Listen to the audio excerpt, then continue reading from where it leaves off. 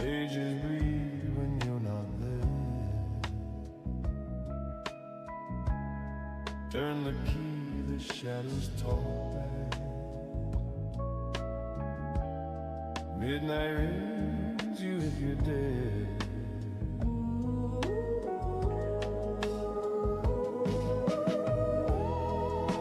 One more line, one more flight into the weird unknown. It's out tonight, and the rainbows of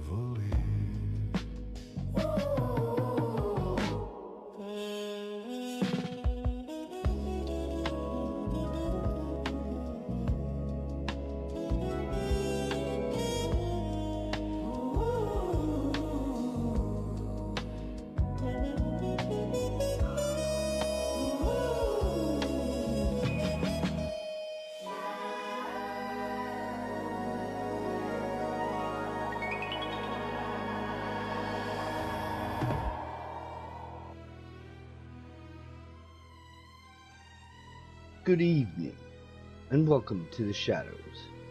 You're seated in a quiet study, far from the clamor of the world. The fire crackles low. A single lamp casts its golden pool across an open book. Tales carefully chosen. Tales that unsettled even the master of suspense himself. Outside, the rain taps against the window. Crows shift restlessly on the mantel. The chair beside the desk waits, empty, yet somehow expectant. This is Hitchcock's Tales That Terrify, Shadows from the Master, presented on SL Tonight. Each week, we turn another page, step into another room where the ordinary tilts towards the uncanny, where fear wears its Sunday best and smiles politely before it strikes. Tonight, the shadows lengthen over a lonely Tennessee lake, and something watches from beneath the water. Settle in, turn the lights down low. The story is about to begin.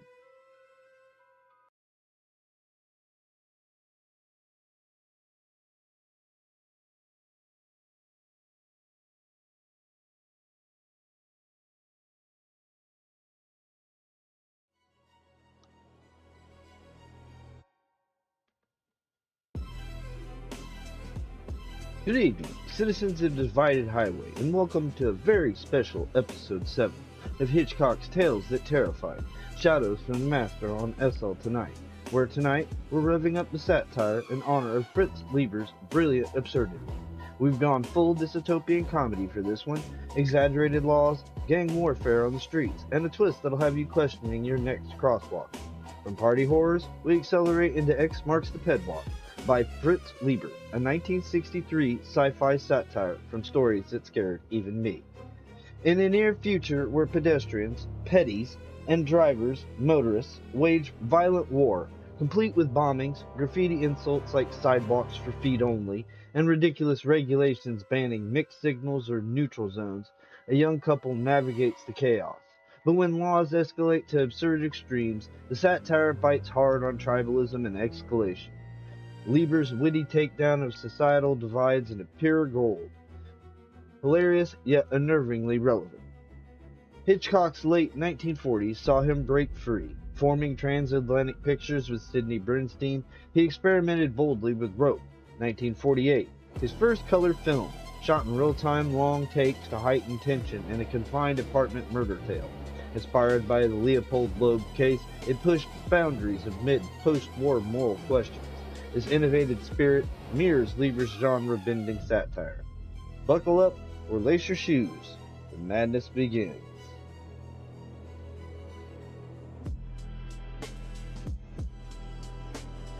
Raggedy little old lady with a big shopping bag was in the exact center of the crosswalk. What the hell? Was in the exact center of the crosswalk when she became aware of the big black car bearing down on her. Behind the thick bulletproof glass, its 7 occupants had a misty look, like men in a diving bell. She saw there was no longer time to beat the car to either curb. Veering remorselessly, it would catch her in the gutter. Useless to attempt to feint and double back, such as any venturesome child executed a dozen times a day. Her reflexes were too slow. Polite, vacuous laughter came from the car's loudspeaker over the engine's mounting roar. From her fellow pedestrians lining the curbs came a sigh of horror. The little old lady dipped into her shopping bag and came up with a big blue-black automatic. She held it in both fists, riding the recoils like a rodeo cowboy on a bucking bronco. Aiming at the base of the windshield, just as a big game hunter aims at the vulnerable spine of a charging water buffalo over the horny armor of its lowered head, the little old lady squeezed off 3 shots before the car chewed her down. From a right-hand curb, a young woman in a wheelchair shrieked in obscenity at the car's occupants. Smith Day Winter, the driver, wasn't happy. The little old lady's last shot had taken 2 members of his carpool. Bursting through the laminated glass, the steel-jacketed slug had traversed the neck of Phipps McTeeth and buried itself in the skull of Horvendal Harper. Braking viciously, Smythe de Winter rammed the car over the right-hand curb. Pedestrians scattered into entries and narrow arcades, among them a youth bounding high on crutches. But Smith de Winter got the girl in the wheelchair. Then he drove rapidly out of the slumbering into the suburbs, a shred of rattan swinging from the flange of his right fore mudguard for a trophy. Despite the 2-for-2 casualty list, he felt angry and depressed. The secure, predictable world around him seemed to be crumbling. While his companions softly keened a dirge to Horvey and Phipps and quietly mopped up their blood, he frowned and shook his head. "I oughtn't to let old ladies carry magnums," he murmured. Witherspoon Hobbs nodded agreement across the front seat quarters. "They oughtn't to let 'em carry anything. God, how I hate feet," he muttered, looking down at his shrunken legs. "Wheels forever," he softly cheered. The incident had immediate repercussions throughout the city. At the combined wake of the little old lady and the girl in the wheelchair, a fiery-tongued speaker inveighed against the white-walled fascists of suburbia, telling to his hearers the fabled wonders of old Los Angeles, where pedestrians are sacrosanct even outside crosswalks. He called for a hobnail march across the nearest lawn bowling alleys and perambulator traverse golf courses of the motorists. At the Sunnyside crematorium, to which the bodies of Phipps and Horvey had been conveyed, an equally impassioned and rather more grammatically orator reminded his listeners of the legendary justice of old Chicago, where pedestrians were forbidden to carry small arms and anyone with 1 foot off the sidewalk was fair prey. He broadly hinted that a Holocaust, primed, if necessary, with a few tankfuls of gasoline, was the only cure for the slums. Vans of skinny youths came loping at dusk out of the slumbering into the innermost sections of the larger donut of the suburbs, slashing defenseless tires, shooting expensive watchdogs, and scrawling filthy words on the pristine panels of matrons' runabouts, which never ventured more than 6 blocks from home. Simultaneously, squadrons of young suburban motorists and scooterites roared throughout the outermost precincts of the slumbering, harrying children off sidewalks, tossing stink bombs through second-story tenement windows, and defacing hobble fronts with paint. Incident, a thrown brick, a cut corner, monster trucks, and the portico of the auto club were even reported from the center of the city, traditionally neutral territory. This is a public service announcement from the Department of Transport Sanity. Remember, jaywalking is now punishable by, well, you'll see. In Hitchcock's world, divisions lead to suspense, and stay tuned for the explosive twist. Okay.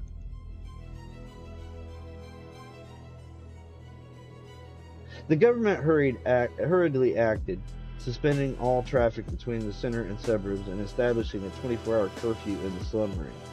Government agents moved only by centipede car and pogo hopper to underline the point that they favored neither contending side. The day of enforced non-movement for the feet and wheels was spent in affirmative, vengeful preparations. Behind locked garage doors, machine guns that fired through the nose ornament were mounted. Under hoods, illegal scythe blades were welded to oversized hubcaps, and the stainless steel edges of flange fenders were honed to razor sharpness. While nervous National Guardsmen hopped about the deserted sidewalks of the slumbering, Grim-faced men and women wearing black armbands moved through the webwork of secret tunnels and hidden doors, distributing heavy-caliber small arms and spike-studded paving blocks, piling cobblestones on strategic rooftops, and stepping upward from the secret tunnels to create car traps. Children got ready to soap intersections after dark. The Committee of Pedestrian Safety, sometimes known as Robespierre Rats, prepared to release its two carefully hoarded anti-tank guns.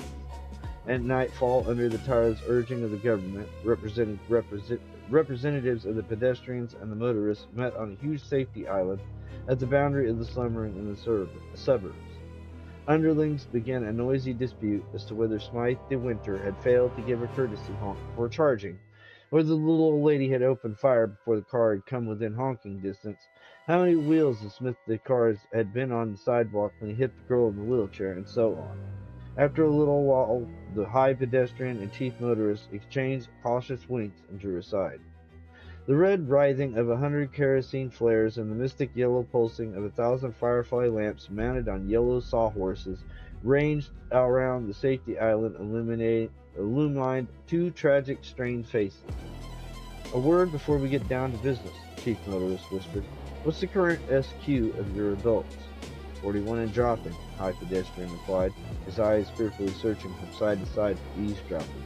"I can hardly get aides who are halfway compos mentis." "Our own sanity quotient is 37, the Chief Motorist revealed. He shrugged helplessly. "The wheels inside my pupils' heads are slowing down. I do not think they will be speeded up in my lifetime." "They say government's only 52, the other said with a matching shrug. "Well, I suppose we must scrape out one more compromise," the one suggested hollowly. "Though I must confess there are times when I think we're all figments of paranoid's dream."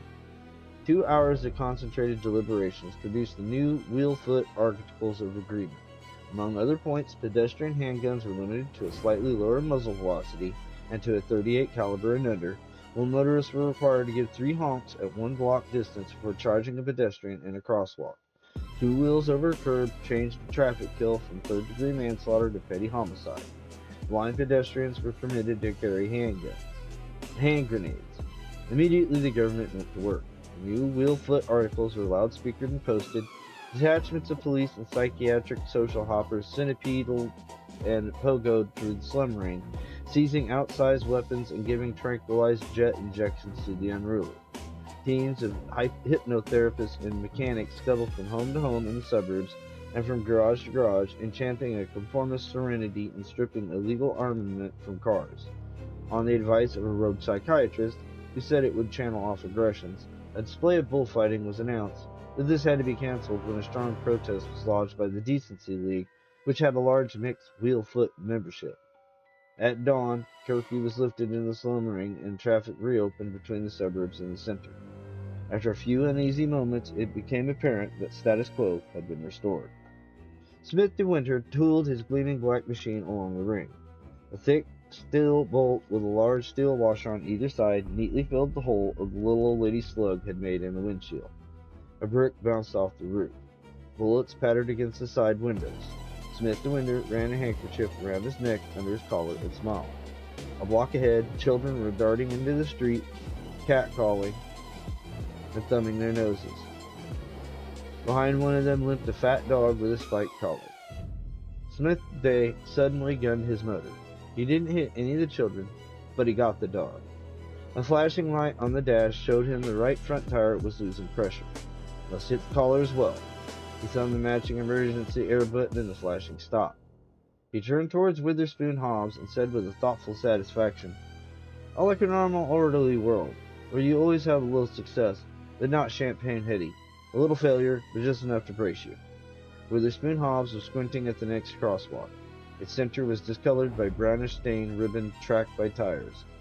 "That's where you bagged the little old lady, Smythe D," he remarked. "I'll say this for her now, she had spirit." "Yes, that's where I bagged her," Smythe D agreed flatly.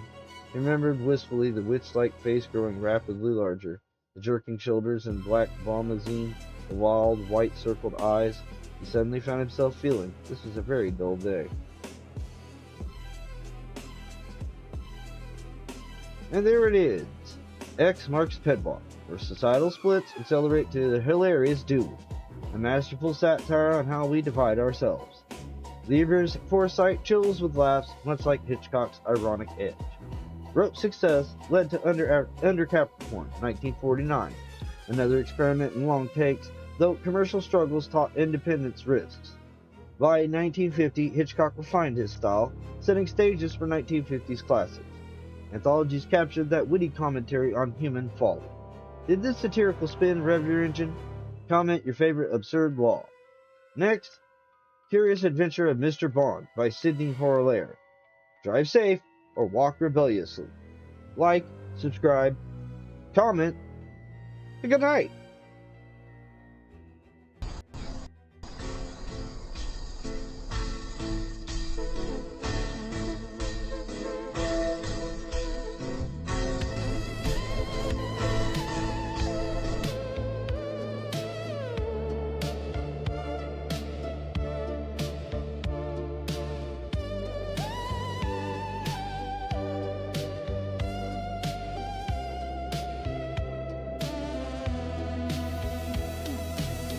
Rockets resting in green afternoon light.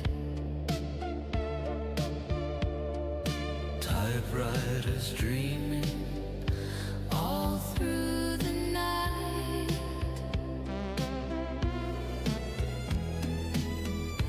A smiling sun hangs on a cardboard sky, where the future got lost but never